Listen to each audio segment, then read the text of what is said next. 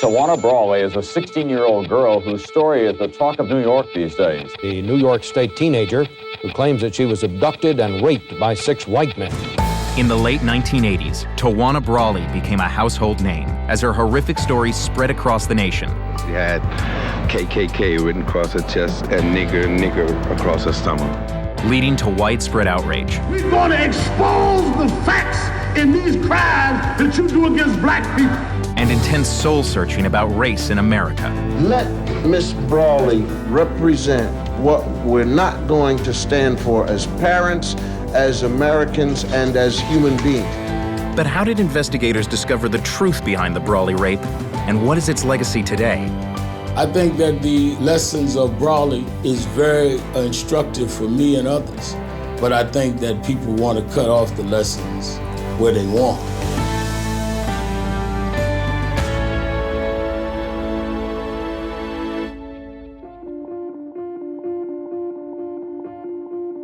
In November 1987, a news story from a small town 70 miles north of New York City shocked the nation. Special segment tonight, the Tawana Brawley case. She was found wrapped in a plastic bag, by some accounts, sexually assaulted. The 16-year-old cheerleader said she'd been abducted 4 days earlier and had been repeatedly raped and sodomized. She was found in a fairly frightening state. She had a pair of sneakers which had been cut with a razor. Her hair seemed matted and covered with feces. There was writing on her chest.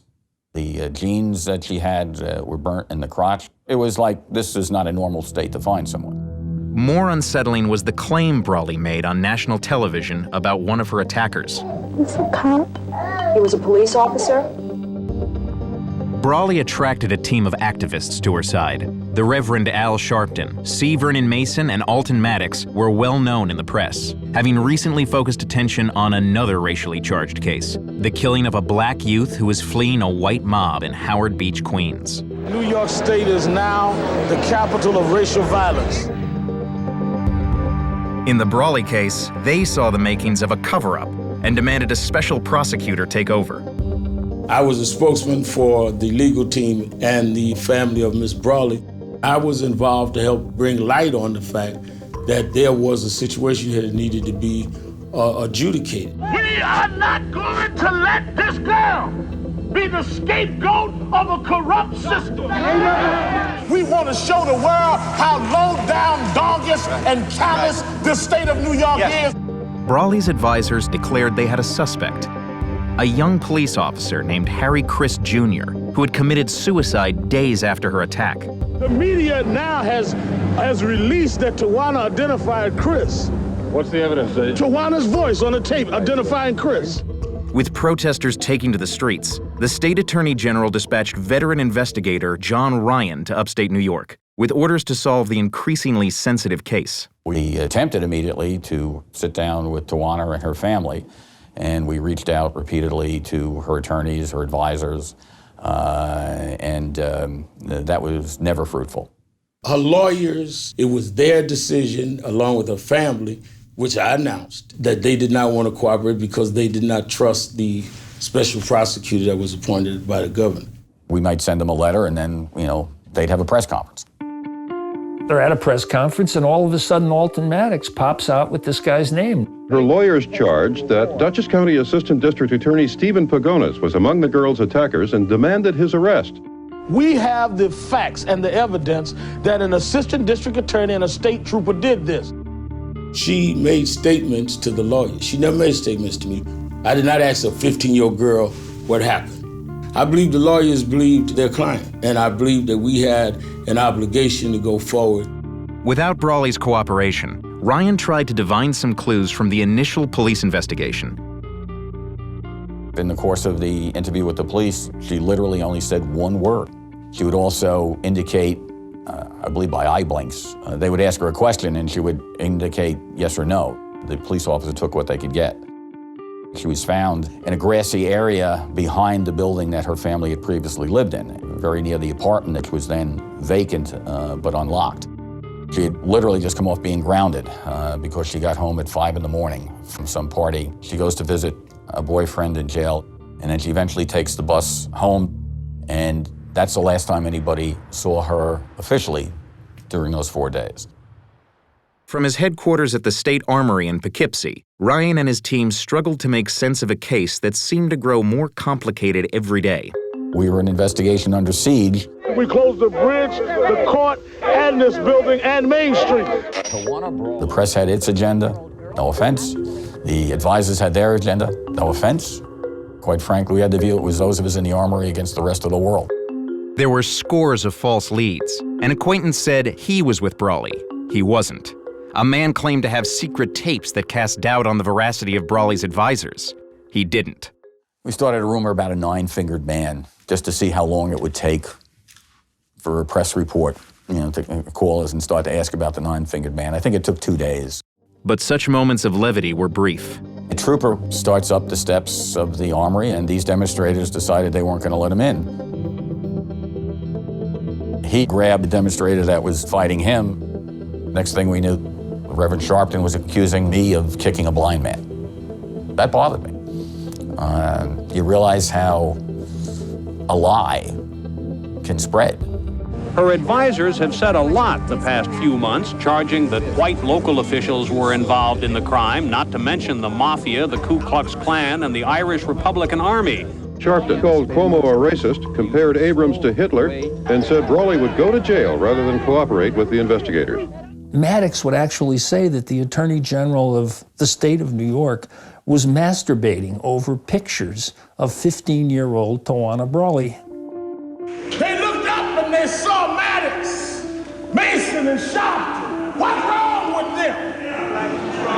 What was wrong with us was crackers didn't choose us. I think a lot of the rhetoric, including mine, went too far. But I think that there's a difference between the rhetoric and the reason we got involved. But at the time, that reason was questioned by one of his own associates. They are frauds from the beginning. Perry McKinnon, you couldn't see Sharpton without seeing Perry McKinnon in those days. And he was with him at all times. And, he's a decorated war hero. He's all these other things.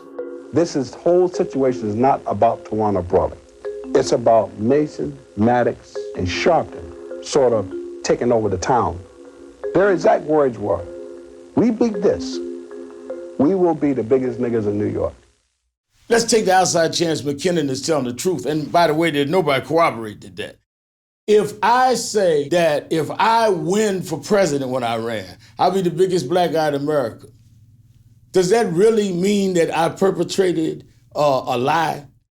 As the press turned up the heat on Brawley's advisors, Ryan uncovered new clues. The jeans she had on were burnt in the crotch, but she wasn't burnt there. The cutting in the sneaker, clearly it was done when no foot was in the sneaker.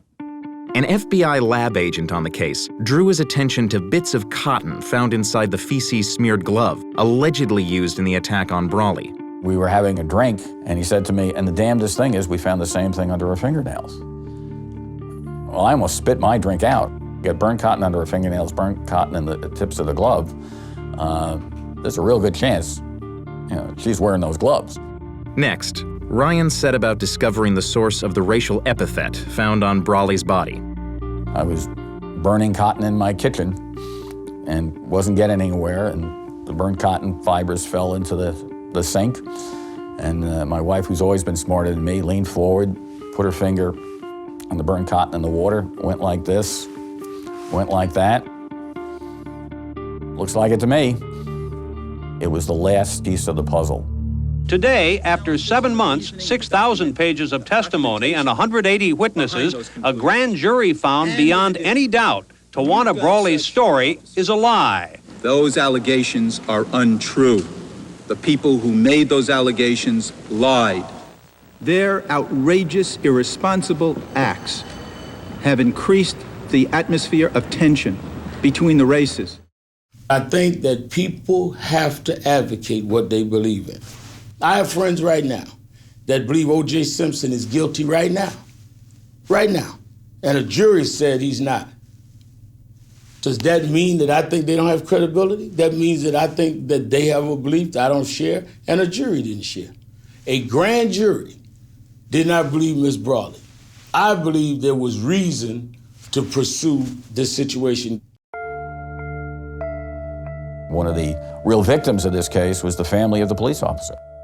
They suffered the loss of their son through a horrible means, and then were subjected in the press to these allegations which had nothing to do with them.